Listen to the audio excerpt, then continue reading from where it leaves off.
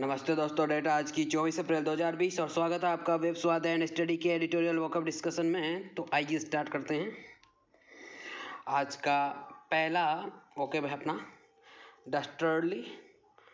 डस्टर्डली का मीनिंग हो गया वेरी क्रूअल और एविल, मतलब नीचतापूर्ण या कायर या डरपोक, मतलब जो बहुत ज़्यादा डरपोक हो, कायर हो, क्रूअल यानी क्रूर हो, एविल यानी बुरा हो।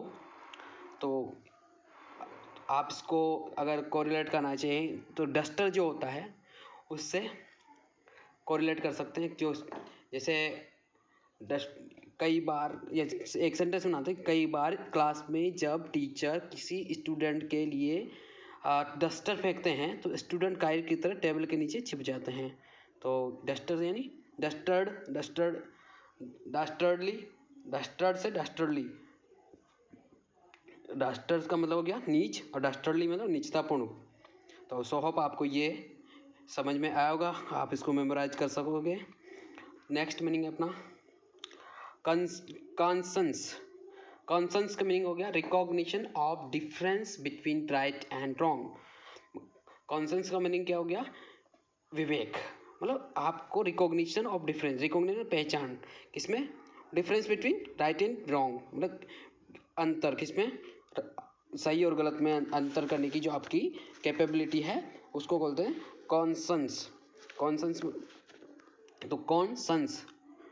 तो आपको पता होगा कि विवेकी कौन होते हैं? कॉन्सेंस मतलब साइंटिस्ट जो होते हैं विवेकी होते हैं। इससे कोरिलेट करके आप इसको याद रख सकते हैं। कॉन्सेंस विवेकी कौन? साइंटिस्ट।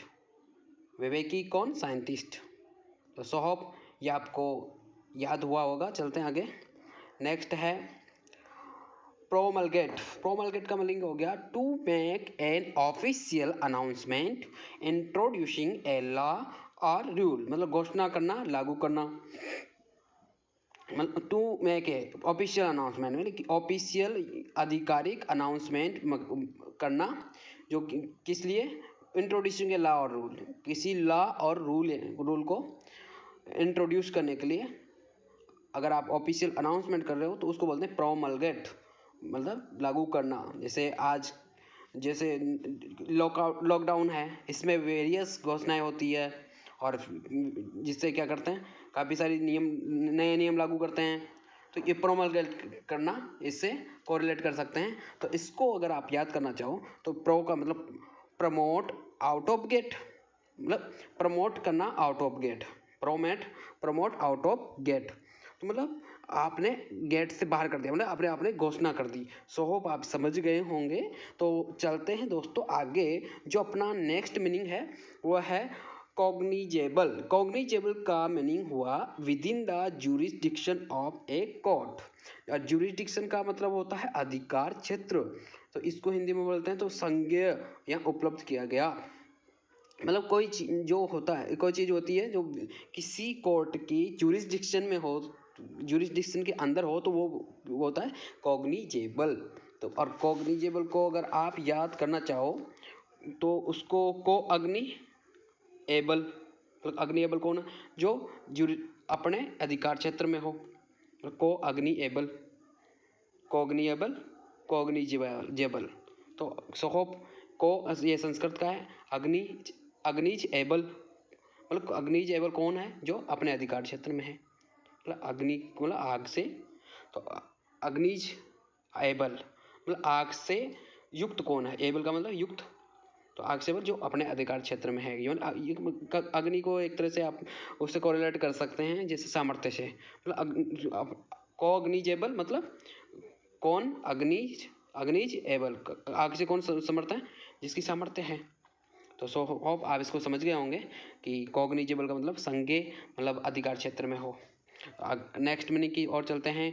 कॉन्ग्रीगेशन। कॉन्ग्रीगेशन का मीनिंग हो गया a group of people gathered together for a religious service, सभा या समागम।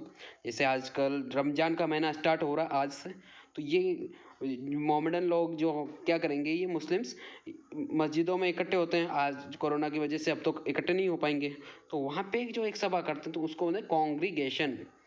कॉन्ग्रीगेशन जैसे इसको आप याद करना चाहो तो इसको कांग्रेस की मीटिंग तो होती ही है, इसे याद कर, कांग्रेस की मीटिंग तो होती ही है, कांग्रीगेशन। कांग्रीगेशन का मतलब है सभा या समागम या मीटिंग। और नेक्स्ट मीनिंग अपना अनविटिंगली। अनविटिंगली का मीनिंग हुआ विदाउट नॉलेज और इंटेंशन, यानी बेइरादा या अनजाने में हो जाना। और आपको इसको याद करने से पहले मैं बता दूं, WIT विट का मतलब होता है विशेष प्रकार की सूझबूझ वाला। अनविटिंग मतलब उसमें विशेष कोई सूझबूझ नहीं है, तो सूझबूझ नहीं है तो वो क्या होगा, बिना इंटेंशन के करेगा, अनजाने में करेगा, उसको पता ही नहीं रहेगा, तो अनविटिंगली। तो मतलब एक इंटेंशन को बता रहा है कि उसका इंटेंशन नहीं है, विदाउट इंटेंशन कर रहा है वो, बेइरादा या अनजाने में। तो सो होप आपको ये समझ में आया होगा। आप इसको विट, WIT विट यानी विशेष प्रकार की सूझबूझ, तो विट को अगर आप याद रख लोगे तो इसको आराम से याद रख सकोगे। तो चलते हैं नेक्स्ट मीनिंग की ओर। नेक्स्ट मीनिंग है अपना साइकोसिस। साइकोसिस का मीनिंग हो गया a severe mental disorder in which thoughts and emotions are so impaired that contact is lost with external reality. मतलब एक सीवियर, बहुत ही घातक जो मेंटल यानी मानसिक डिसऑर्डर होता है, उसमें क्या होता है, इन विच थॉट एंड इमोशंस, ये विचार और भावनाएं क्या होती है, सो इम्पेयर्ड, वो उनका पेयरिंग जो होती है वो अलग हो जाती है, मतलब मैच नहीं कर पाती है अपनी चीज़ों से। तो किससे, impaired that contact is lost, मतलब उसका कॉन्टैक्ट लॉस हो जाता है वहाँ से। तो विद किससे, एक्सटर्नल रियलिटी, बाहरी जो रियलिटी है, वास्तविकता है, तो इसको मनोविकृति यानी पागलपन एक तरह से। तो साइकोसिस आप इसको याद करना चाहो तो साइको से कोरिलेट करके याद रख सकते हैं। जैसे आपने देखा होगा कि कोई भी व्यक्ति पागल होता है तो उसके बारे में क्या बोलते हैं, अरे यार साइको है। तो साइकोसिस मतलब मनोविकृति, यानी पागल होने की एक विकृति, पागल होने की एक वृत्ति, तो मनोविकृति। तो सो होप आपको ये याद हुआ होगा। चलते हैं आगे। नेक्स्ट है थ्रोन अप। ये एक फ्रेजर वर्ब है, इसका मीनिंग होगा टू प्रोड्यूस न्यू प्रॉब्लम्स और आइडियाज। मतलब नई प्रॉब्लम्स और नए आइडियाज को प्रोड्यूस करने को कहते हैं थ्रोन अप। तो थ्रो जो थ्रो यानी फेंकना होता है, थ्रो, थ्रू, थ्रोन, तो ये थर्ड फॉर्म है थ्रो की। तो थ्रोन अप मतलब ऊपर की ओर फेंका, ऊपर की ओर फेंका तो एक प्रॉब्लम ये प्रोड्यूस हो गया, तो या फिर आइडिया आएगा। जैसे कैसे, जैसे न्यूटन को आइडिया आया, कैसे आया, एप्पल नीचे की ओर गिरी, अब एप्पल को फिर उसने ऊपर की ओर फेंका, उसने फिर उसके आइडिया आया, यार पेड़ से तो गिरी है लेकिन मैंने फेंका फिर भी गिर रही है, तो थ्रोन अप पर न्यू आइडिया आया। ये न्यूटन से कोरिलेट करके इसको याद रख सकते हैं।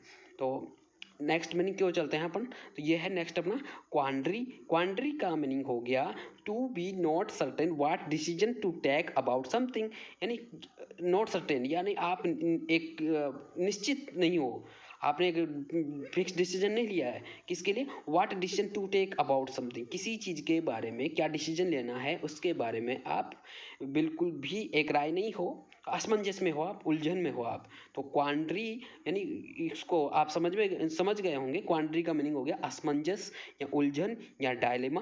तो इसको अगर आप याद रखना चाहो तो एक वाक्य बनाते हैं भद्दा सा। आज ये क्वांड्री को तो पहले दो वर्ड्स में तोड़ते हैं, कौन डेरी, कौन डेयरी। वाक्य बनाते हैं, आजकल दूध में मिलावट आने की वजह से आम आदमी इस दुविधा में रहता है कि कौन सी डेयरी से दूध खरीदे। दुविधा, ये उलझन या दुविधा एक ही चीज है। तो क्वांड्री, क्वांड्री का मतलब दुविधा, कौन डेयरी, कौन सी डेयरी से दूध खरीदे, इसकी दुविधा क्वांड्री। तो सो होप आप इसको समझ गए होंगे। चलते हैं नेक्स्ट मीनिंग की ओर। नेक्स्ट मीनिंग है अपनी सीरो सर्विलियंस। सीरो सर्विलांस का मतलब होता है the monitoring of the presence और absence of specific substances in the blood serum of a population. मतलब जो एक पॉपुलेशन है उसके ब्लड सीरम के अंदर कोई सब्सटेंस, इसको स्पेसिफिक सब्सटेंस है, उसकी प्रेजेंस और एब्सेंस को मॉनिटर करने की जो प्रोसेस है उसको बोलते हैं सीरो सर्विलांस। तो ये सीरम क्या होता है, ब्लड सीरम क्या होता है, एक प्रोटीन होता है जो क्लॉटिंग का काम नहीं आता है। एक तरह से ब्लड के अंदर रहता है, फ्लूइड रहता है, यानी द्रव रहता है एक तरह से, ब्लड के अंदर द्रव जैसा रहता है जो क्लॉटिंग के काम नहीं आता है, और ये प्रोटीन रहता है। तो उसके अंदर, सीरम के अंदर, जो ब्लड सीरम के अंदर जो कुछ सब्सटेंस है, उसकी प्रेजेंस को और एब्सेंस को मॉनिटरिंग करना सीरो सर्विलांस। सर्विलांस का मतलब तो आपको पता ही है कि निगरानी करना। तो जैसे गवर्नमेंट सर्विलांस पे डाल देता है किसी के नंबर्स को, जैसे आप कुछ गड़बड़ करोगे तो आपके नंबर्स को सर्विलांस पे डाल दिया जाएगा। यहाँ पे क्या, सीरो सर्विलांस मतलब सीरम का सर्विलांस, और किसके सीरम का, ब्लड सीरम का। जैसे आजकल कोरोना की डिजीज चल रही है, तो क्या कर रही है गवर्नमेंट कि एक पॉपुलेशन यानी एक जगह रहने वाले लोगों के ब्लड सीरम को चेक कर रही है। वो ब्लड सीरम में पता लगा रहे हैं कि इसमें कौन कौन से सब्सटेंस यानी तत्व यानी घटक उसमें मौजूद है और नहीं है। तो उससे क्या है, एक तरह से डिफ्रेंशिएट कर सकें, ये जो साइंटिस्ट है एक दूसरे लोगों के ब्लड्स को डिफ्रेंशिएट कर सकेंगे, और उससे पता लगा सकेंगे कि कोरोना वाले पॉजिटिव जो पेशेंट हैं उनके ब्लड में क्या सब्सटेंसेस प्रेजेंट है और क्या एब्सेंट है। तो इसको बोलते हैं सीरो सर्विलांस। तो चलते हैं आगे। अफाउल, अफाउल का मीनिंग हो गया इन ए स्टेट ऑफ डिफिकल्टी और कॉन्फ्लिक्ट विद, मतलब आप किसी अवस्था में हो डिफिकल्टी यानी कठिनाई की अवस्था में, या कन्फ्लिक्ट वाली अवस्था में हो, तो इसको अफाउल बोलते हैं। तो आपको ये समझ में आया होगा कि कठिनाइयाँ, कॉन्फ्लिक्ट वाली अवस्था जो होती है उसको बोलते हैं अफाउल। और इसको अगर आप एक बद्दे वर्ड्स में या निमोनिक्स की तरह याद रखना चाहो तो आप याद रख सकते हो, जब फुटबॉल में दो खिलाड़ी आपस में फाउल पे हो जाते हैं, फाउल पॉइंट पे होते हैं, यानी फाउल हो जाता है, तो क्या होता है, एक डिफिकल्टी की कंडीशन, एक कॉन्फ्लिक्ट की कंडीशन क्रिएट हो जाती है। तो सो होप आप फाउल को समझ गए होंगे। नेक्स्ट मीनिंग है अपना रिगोरस। रिगोरस का मीनिंग हो गया एक्सट्रीमली थोरो एंड केयरफुल, मतलब बहुत जो एक्सट्रीमली यानी एक लिमिट से बाहर, थोरो एंड केयरफुल, गहन, और केयरफुल का मतलब आपको पता ही है कि उसको केयर यानी उसकी देख रेख करना, केयरफुल बहुत ज़्यादा उसमें ध्यान देने योग्य। तो इस रिगरस का जो एक मीनिंग हिंदी में बोले तो इसका मतलब होता है जोरदार या कठोर। तो इसको अगर आप याद रखना चाहो तो दो भद्दे वर्ड्स में तोड़ सकते हो, रिगर अस। रिगर को बोलते रगड़, अस रगड़ना आप जानती हैं, कठोर मेहनत करने को रगड़ना कहते हैं। रगड़ अस, हमें रगड़ना, रगड़ हमें, रिगरस मतलब रगड़ हमें। तो इसको एक भद्दा वर्ड्स सेंटेंस बनाते हैं। रगड़ रगड़ के किसी चीज को चमकाने में कठोर मेहनत करनी पड़ती है। रगड़ रगड़ के किसी चीज को चमकाने में कठोर मेहनत करनी पड़ती है। तो सो होप आप इसको समझ गए होंगे, आप इसको आराम से मेमोराइज कर सकोगे, ये मेरे को आशा है। तो चल आज की डिस्कशन में बस इतना ही। और अगर हमारी आज की डिस्कशन आपको अच्छी लगी हो तो आप हमारे चैनल को सब्सक्राइब करें, शेयर करें, लाइक करें। Thank you very much for discussion.